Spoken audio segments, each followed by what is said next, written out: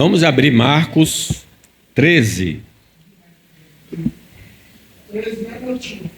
Marcos 13.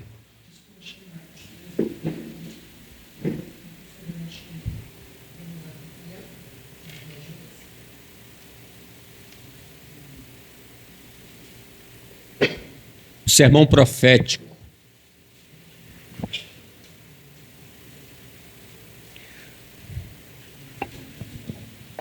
Ao sair Jesus do templo, disse-lhe um dos seus discípulos: Mestre, que pedras, que construções! Mas Jesus lhe disse: Vede estas grandes construções? Não ficará pedra sobre pedra que não seja derribada. No Monte das Oliveiras, defronte do templo, achava-se Jesus assentado quando Pedro, Tiago, João e André lhe perguntaram em particular: Dizei-nos quando sucederão estas coisas, e que sinal haverá quando elas estiverem para cumprir-se. Então Jesus passou a dizer-lhes: Vede que ninguém vos engane. Muitos virão em meu nome dizendo: Sou eu, e enganarão a muitos. Quando, porém, ouvirdes falar de guerras e rumores de guerras, não vos assusteis. É necessário assim acontecer, mas ainda não é o fim. Porque se levantará nação contra nação, reino contra reino, haverá terremotos em vários lugares e também fomes.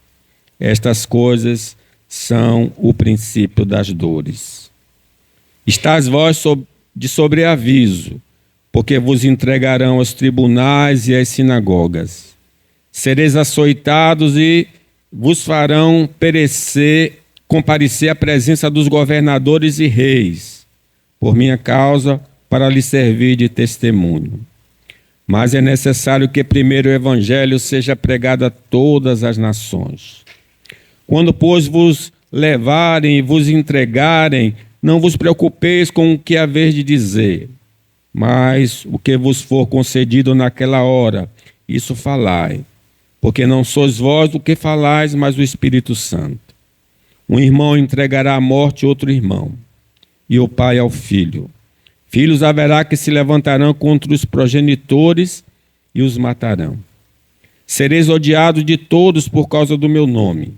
Aquele, porém, que perseverar até o fim, esse será salvo.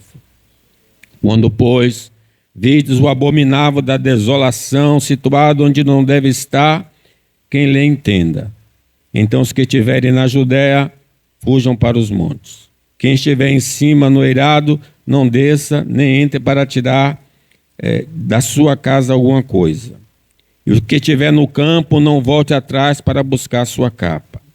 Ai das que estiverem grávidas e das que amamentarem naqueles dias. Orai para que isso não suceda no inverno, porque aqueles dias serão de tamanha tribulação, como nunca houve desde o princípio do mundo que Deus criou até agora e nunca jamais haverá. Não tivesse o Senhor abreviado aqueles dias, ninguém se salvaria. Mas por causa dos eleitos que ele escolheu, abreviou tais dias. Então, se alguém vos disser, eis aqui o Cristo, ou ei-lo ali, não acrediteis. Pois surgirão falsos cristos e falsos profetas, operando sinais e prodígios para enganar, se possível, os próprios eleitos. Estais vós de sobreaviso, tudo vos tenho dito. Mas naqueles dias, após a referida tribulação, o sol escurecerá, a lua não dará sua claridade, as estrelas cairão do firmamento e os poderes do céu serão abalados. Então verão o Filho do Homem vir nas nuvens, com grande poder e glória. E ele enviará os anjos e reunirá os seus escolhidos dos quatro ventos da extremidade da terra até a extremidade do céu. Aprendei, pois, a parábola da figueira. Quando já os seus ramos se renovam e as folhas brotam, sabeis que está próximo o verão. Assim também vós. Quando vides acontecer estas coisas, sabei que está próximo às portas. Em verdade vos digo, não passará essa geração sem que tudo isso aconteça. Passará o céu e a terra, porém as minhas palavras não passarão. Mas a respeito daquele dia e hora ninguém sabe, nem os anjos no céu, nem o Filho, senão o Pai. Estai de sobreaviso, vigiai e orai, porque não sabeis quando será o tempo. É como um homem que, ausentando-se do país, deixa a sua casa, dá autoridade a seus servos, a cada um a sua obrigação, e ao porteiro ordena que vigie. Vigiai, pois, porque não sabeis quando virá o dono da casa, se à tarde, se à meia-noite, se ao cantar do galo, se pela manhã. Para que, vindo ele, inesperadamente não vos ache dormindo. O que, porém, vos digo a todos: vigiai. Amém. Meus irmãos, é muito claro nas Escrituras que este mundo terá fim. Ele está sendo reservado para o fogo. É revelado com muita clareza. E Jesus falou nesse sermão, em outras passagens, desse fim que nós devemos atentar. Porém, ele nos deu alguns indicativos, alguns sinais que vão nos revelar que está chegando esse dia. Nós percebemos por essa leitura anteriormente que a igreja deve ter interesse em conhecer o fim do mundo. Escatologia, que trata da doutrina do fim do mundo. Nós precisamos conhecer para não sermos surpreendidos. Vigiai, para que não entreis em tentação. Ele então fala de um sinal que é os falsos cristos. Nós sabemos que quando o Cristo voltar, ele virá com poder e grande glória. Porém, vão se manifestar neste mundo homens que vão se intitular salvadores. Em especial, o anticristo, o chefão, né? Ele vai se colocar no lugar de Deus, se assentando no lugar de Deus, se arrogando ser Deus. E vai resolver os dramas existenciais do homem. Lá o capítulo 13 de Apocalipse fala do anticristo e a solução econômica que ele vai apresentar. Jesus também nos advertiu que a princípio das dores não são sinais que apontam o retorno dele. Guerras, rumores de guerras, fomes, terremotos. Eu vi há pouco, né, esse período da guerra da Ucrânia, Israel, o pessoal já clama, está chegando o fim do mundo. Não. Guerras, rumores de guerra, terremotos, fome, não apontam o sinal do fim do mundo. São o princípio das dores. Agora, nós vamos continuar, e vejam aí no versículo 10, eu dei um resumo, porque eu quero enfatizar sinais do fim do mundo. A pregação do evangelho a todas as nações. Versículo 10 do capítulo 13. Leamos. É necessário que primeiro o evangelho seja pregado a todas as nações. Esse é o sinal. Quando o evangelho for anunciado a todas as nações, diz Mateus, então virá o fim. O desejo de Deus é que todos os homens cheguem ao conhecimento da salvação através da pregação do evangelho para depois chegar ao fim. Então a preocupação de Deus, o amor de Deus pela humanidade é que o homem se salve. Tanto é que o apóstolo Paulo escreve: antes de tudo, exorto que se use a prática de súplicas, orações, intercessões, ações de graça, em favor de reis e de todos que se acham investidos de autoridade. Isto é bom e aceitável diante de Deus, nosso Salvador, o qual deseja que todos os homens sejam salvos e cheguem ao pleno conhecimento da verdade. Então, essa é a preocupação divina, que o evangelho chegue a todos os povos, toda tribo, língua, povo e nação. A obra de evangelização deve ser um alvo no topo das prioridades de todos nós. Crentes em Cristo se queremos o retorno de Cristo e a salvação dos pecadores. Então eu preciso deixar acender no meu coração o desejo pela evangelização. Eu quero que Cristo volte. Então evangelize. Fale de Jesus para o maior número possível de pessoas. Como diz Mateus, será pregado este evangelho do reino por todo o mundo para testemunho a todas as nações, então virá o fim.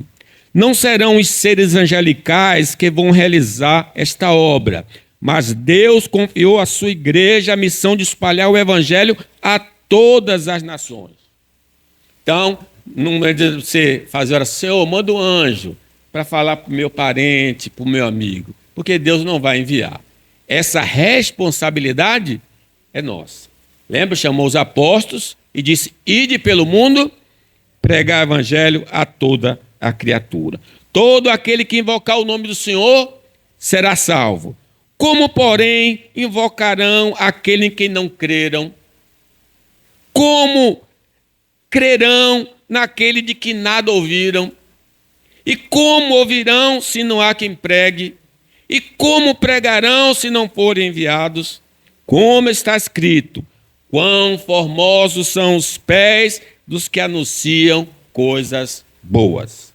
Uma igreja que valoriza a evangelização dos povos está no caminho da vontade de Deus e certamente será abençoada pelo Senhor com talentos e recursos para a execução dessa tarefa gloriosa.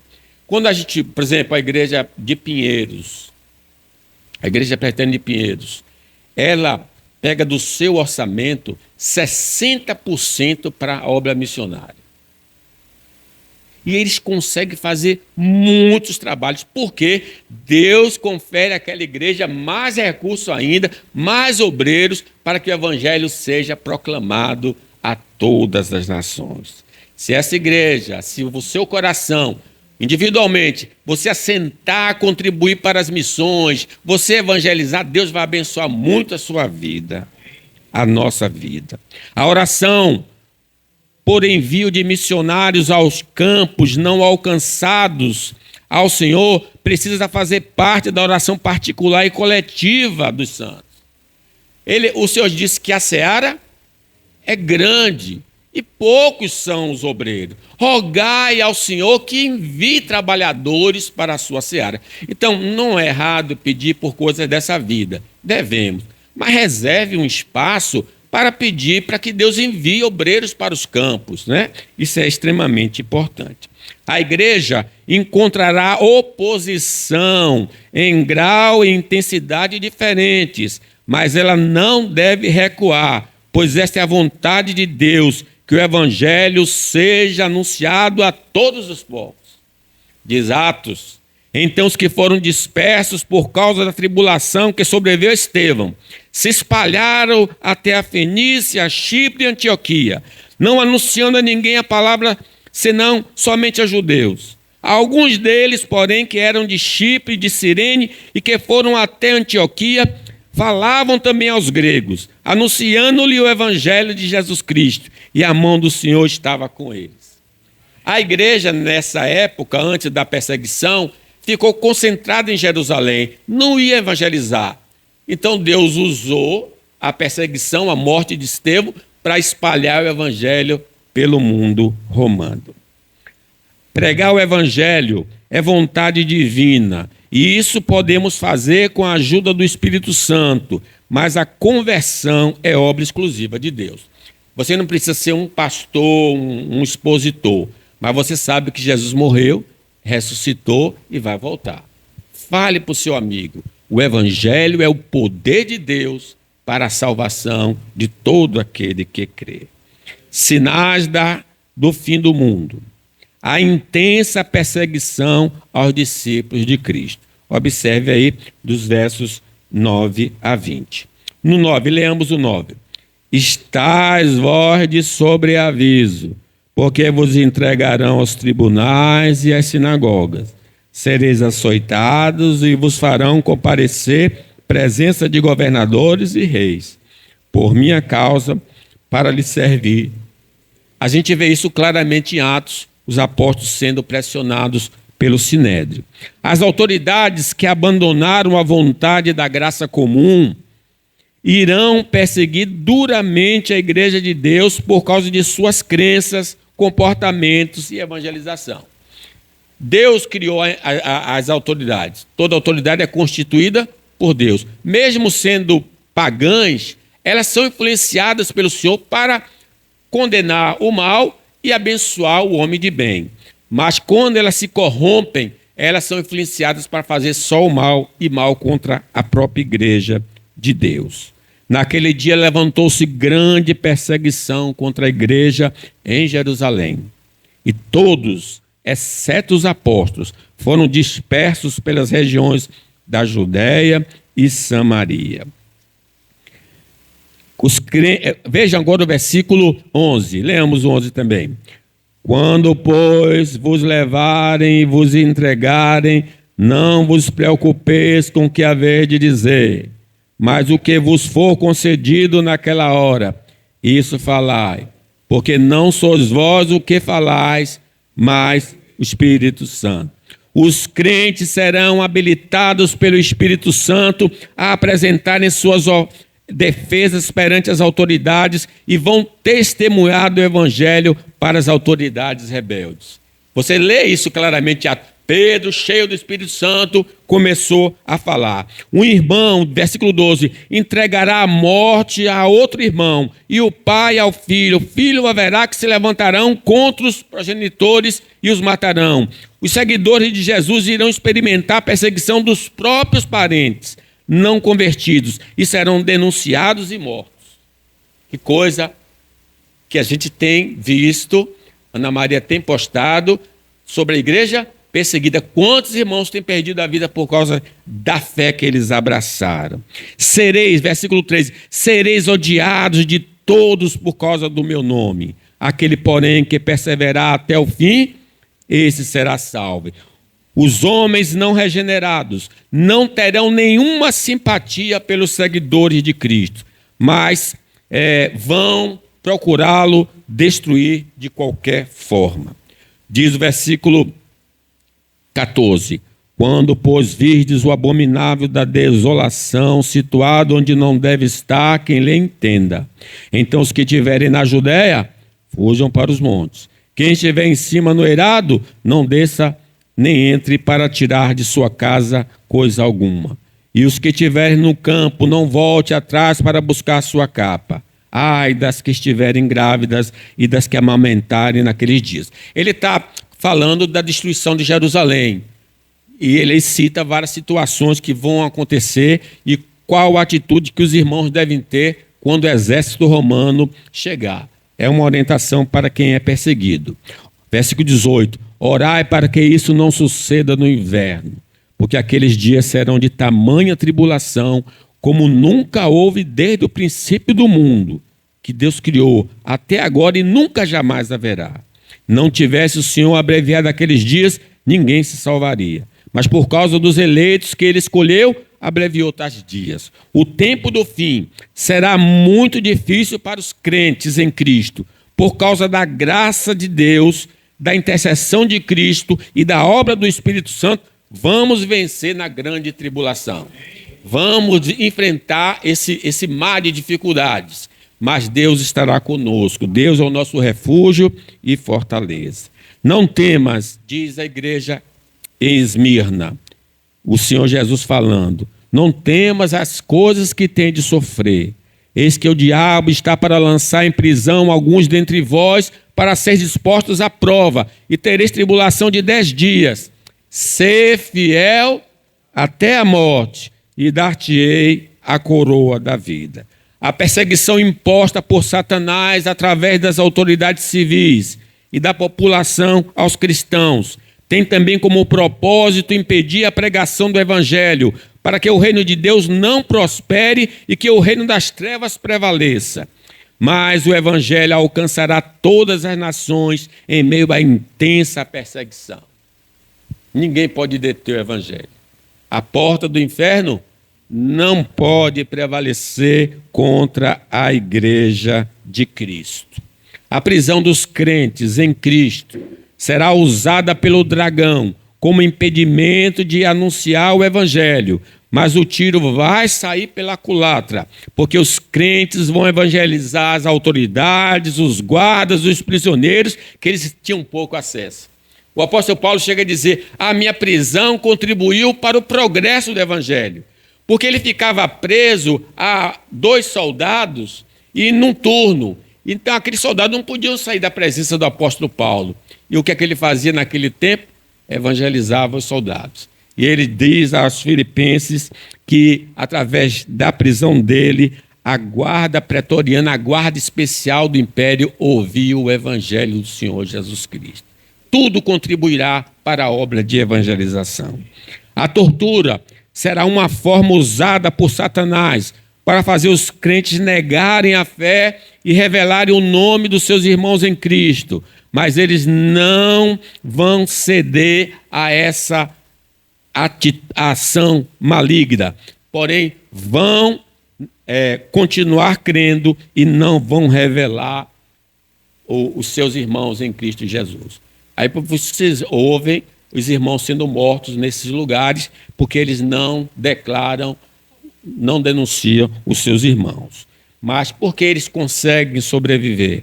Porque a nós foi concedido a graça de sofrer por Cristo e não somente de crer nele. A morte dos crentes também é um instrumento do diabo para exterminar a igreja de Deus e a pregação do evangelho, mas ele não terá sucesso.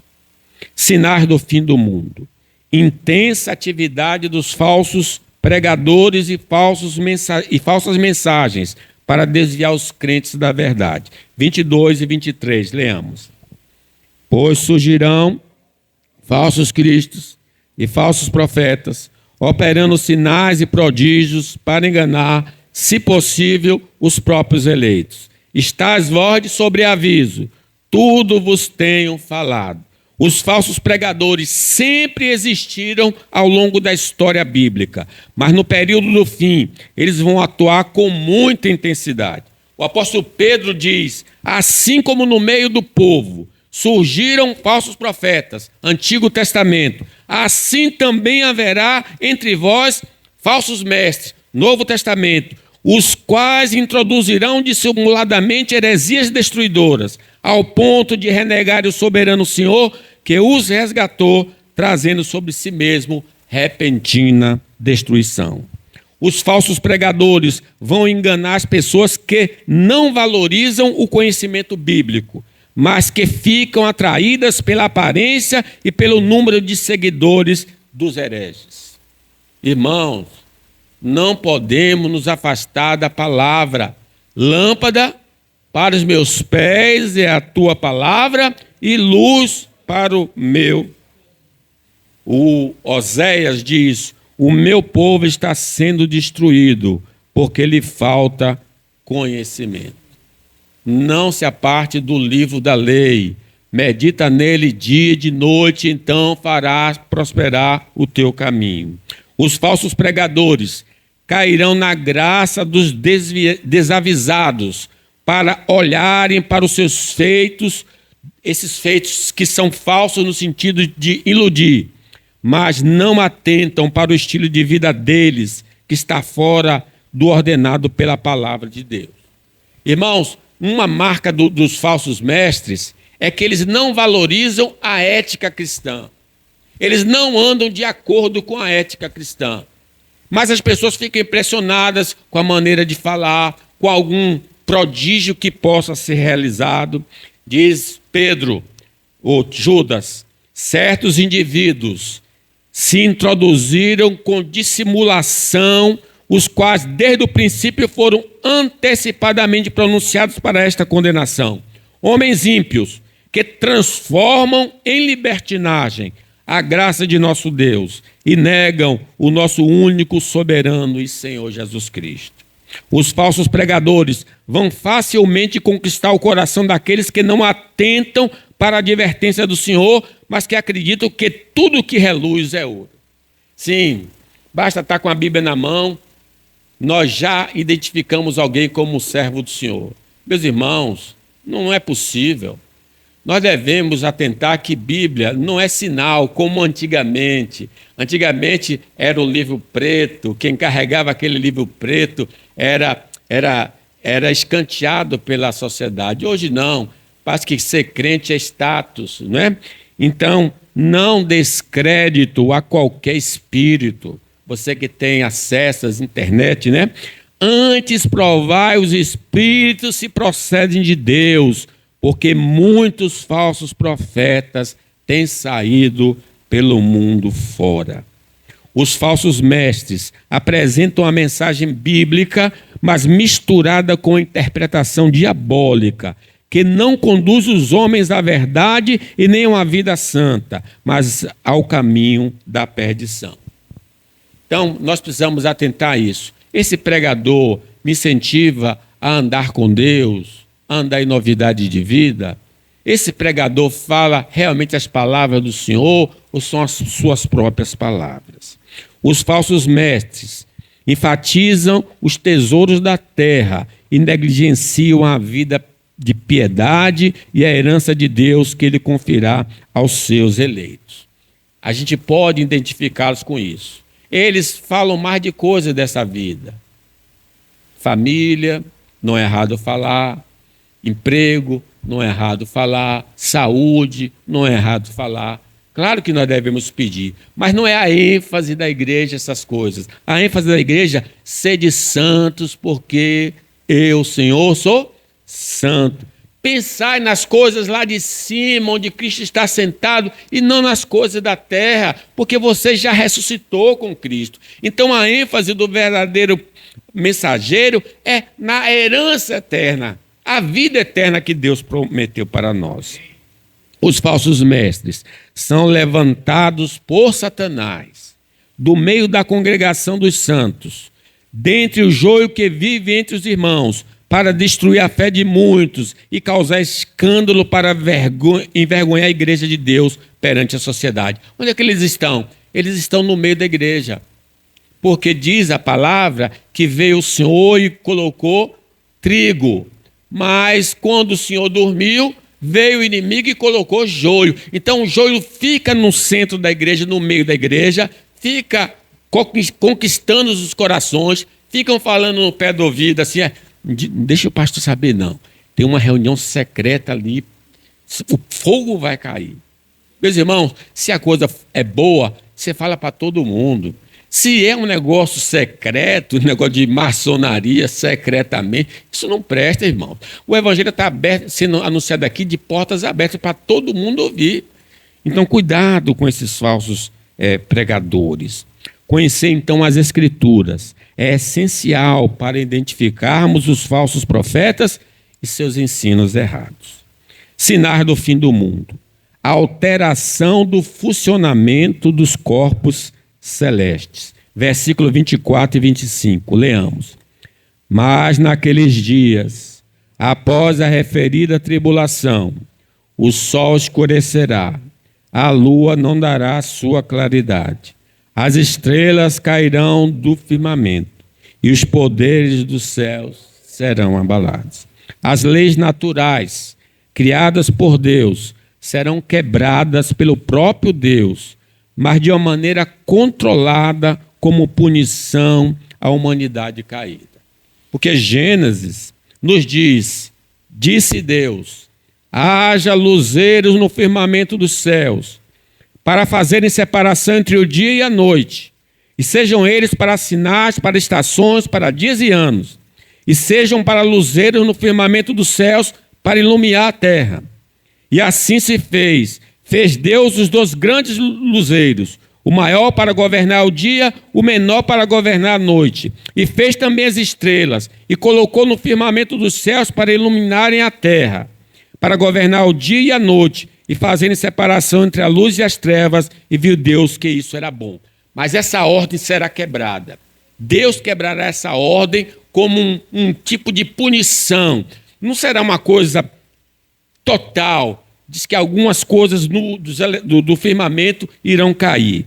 Observe também, na nona praga, quando a gente vai ver na Bíblia, Deus realmente alterou a criação em algum aspecto. Na nona praga no Egito, houve trevas do lado egípcio por 3 dias. Mas para o povo de Deus houve luz.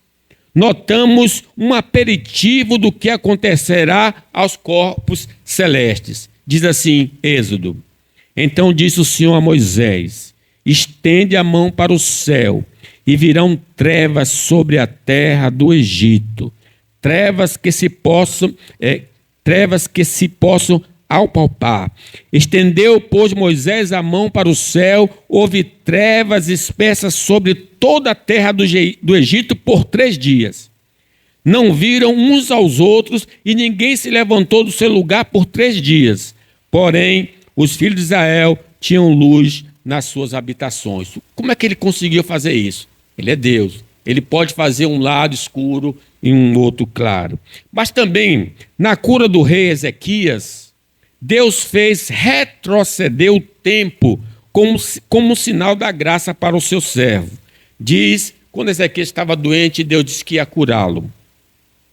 Seja isso da parte do Senhor, como sinal de que o Senhor cumprirá esta palavra que falou. Eis que farei retroceder 10 graus, a sombra lançada pelo sol declinante no relógio de Acais. Assim retrocedeu o sol os 10 graus que havia declinado. A outra passagem também curiosa, Deus interferindo nos luminares. Nos dias de Josué, o sol parou quase um dia para que o servo de Deus tivesse vitória sobre os seus adversários, diz o profeta Josué. Então Josué falou ao Senhor, no dia em que o Senhor entregou os amorreus nas mãos dos filhos de Israel, e disse na presença dos israelitas: sol, detente em Gibeá, e tu, lua, no vale de Jalom. E o sol se deteve e a lua parou, até o povo se vingou dos seus inimigos. Não está escrito no livro dos justos: o sol, pois, se deteve no meio do céu e não se apressou a pôr-se quase um dia inteiro. Não houve dia semelhante a este, nem antes nem depois dele, tendo o Senhor a si atendido a voz de um homem, porque Deus pelejava por Israel. Talvez você que estuda a ciência vai dizer: isso aí está errado, porque o sol não gira, é a terra que gira em torno do sol. Mas se você se colocar na terra e olha, dá impressão, para nós, dá impressão que o sol está saindo, se pondo. Então a ideia de que Deus fez o universo parar naquele momento, para que seu povo tivesse a vitória. Os sinais dos corpos celestes revelam a chegada do rei para resgatar a sua igreja da grande tribulação. Ele vem com poder e grande glória, que nós vamos ver aí no 26. Sinais do fim do mundo. O retorno de Cristo para o exercício do juízo final. 26 e 27, leamos. Então verá o Filho do Homem vir nas nuvens com grande poder e glória. E ele enviará os anjos e reunirá os seus escolhidos dos 4 ventos, da extremidade da terra até a extremidade do céu. Na manifestação do Filho de Deus, o anticristo será destruído pelo sopro do Senhor. Nenhuma outra força derrotará o anticristo que não seja o próprio Senhor. A igreja vai estar em sofrimento, mas o Senhor interromperá. Então será de fato revelado o homem de pecado, que o Senhor Jesus matará com o sopro da sua boca e destruirá pela manifestação da sua vinda. Cristo vai, então, nesse retorno, ressuscitar todo ser humano que morreu, crentes e incrédulos, para serem julgados por ele. Pois assim como o Pai ressuscita e vivifica os mortos, assim também um filho vivificará aqueles que quer. E o Pai a ninguém julga, mas ao Filho confiou todo o julgamento. Em verdade vos digo que vem a hora e já chegou, em que os mortos ouvirão a voz do Filho de Deus, e os que ouvirem viverão. Será uma coisa espantosa quando Cristo voltar. Toda a raça humana que viveu e vive na face da terra, porque haverá pessoas vivas quando Cristo voltar, vai comparecer ao tribunal de Cristo para ouvir uma sentença condenatória ou então de absolvição. Imagine, você estará cara a cara com o Senhor, frente a frente com o Senhor. Diz a palavra: não vos maravilheis disso, porque vem a hora em que todos os que se acham no túmulo ouvirão a sua voz e sairão. Os que tiverem feito bem, para a ressurreição da vida, e os que tiverem praticado o mal, para a ressurreição do juízo. Os homens que não creram na mensagem do Evangelho serão lançados no lago de fogo.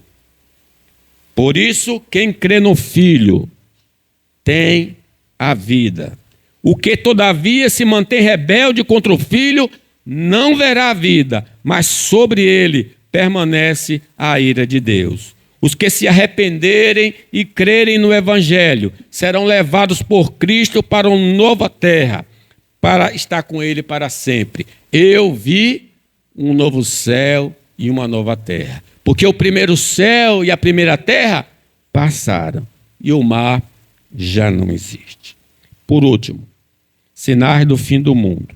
Devido à impossibilidade de agendar o retorno de Cristo pelos sinais, devemos vigiar. Talvez você possa cometer um equívoco, tentar fazer um calendário da volta de Cristo por esses sinais. Não é possível, porque nós não temos conhecimento suficiente das coisas. Veja aí no 28 e 29, leiam comigo. Aprendei, pois, a parábola da figueira. Quando já os seus ramos se renovam e as folhas brotam, sabeis que está próximo o verão. Assim também vós, quando ouvirdes acontecer estas coisas, sabei que está próximo às portas. Os sinais indicam a proximidade do fim do mundo, mas não podemos estabelecer o momento exato do evento para vivermos prontos e não deixarmos ser surpreendidos. Que dia eu devo me aprontar? Hoje. Porque se ele não voltar, nós podemos ir. O que é a vossa vida? É uma neblina que aparece por um pouco e se dissipa. O sinal, versículo 30, leamos. Em verdade vos digo, não passará esta geração sem que tudo isso aconteça. Vejam bem, têm acontecido esses sinais. Todas as gerações experimentaram alguns destes sinais em grau pequeno, mas a última geração experimentará em grau máximo, total, todos os sinais revelados. Então você examina a história, sempre houve falsos profetas, falsos cristos, mas nesse período dessa geração, esses sinais serão muito intensos, totalmente. Vamos ler o 32. Passará o céu e a terra, porém as minhas palavras não. Vamos ler mais uma vez? Passará o céu e a terra, porém as minhas palavras não passarão. A confiabilidade da revelação do fim do mundo está alicerçada na palavra infalível, inerrante e verdadeira do Filho de Deus, que não pode mentir e que escreve a história. Ele não só diz o que vai acontecer, ele tem um livro e ele determina tudo o que vai acontecer. Por isso a Bíblia chama: nosso Deus é soberano, tudo faz como lhe agrada. Os sinais, versículo ainda o 32. Mas a respeito daquele dia ou hora, ninguém sabe, nem os anjos do céu, nem o Filho, senão o Pai. Os sinais não servem para fazer um calendário do fim do mundo, mas os falsos pregadores ficam estabelecendo data para o retorno de Cristo. Testemunho de Jeová, os adventistas, todos eles ficam marcando data e erraram feio. E a saída, por exemplo, dos Testemunho de Jeová, dizer que Jesus veio espiritualmente, está no tabernáculo secreto, né? Os sinais não servem então para fazer isso. Versículo, vou ler aqui do 33. Estais de sobreaviso, vigiai e orai, porque não sabeis quando será o tempo, apesar dos sinais. É como um homem que, ausentando-se do país, deixa a sua casa, dá autoridade a seus servos, a cada um a sua obrigação, e ao porteiro ordena que vigie. Vamos ler o 35.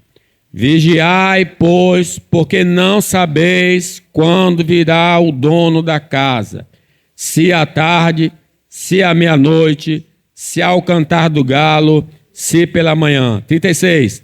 Para que, vindo ele inesperadamente, não vos ache dormindo. O que, porém, vos digo, digo a todos, vigiai. O crente precisa estar vivendo em santidade de vida para não ser surpreendido no retorno de Cristo. Eu concluo, meus irmãos. Tudo neste mundo é passageiro, mas as promessas do Evangelho são eternas. Sim, nós vamos passar. Tudo que nesse mundo diz, não ficará o quê? Pedra sobre pedra que não seja derribado, se referindo ao templo, se referindo a Jerusalém, mas certamente ao mundo inteiro. Vamos focar naquilo que é duradouro, que é permanente, que é eterno. Não poderemos levar nada deste mundo para onde estamos indo, mas se crermos em Jesus, vamos escapar da condenação eterna.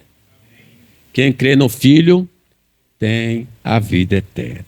Vamos nos nutrir das coisas eternas para não sofrermos pelas coisas temporárias. Pense nas coisas de cima, buscar as coisas de cima. Que Deus nos abençoe.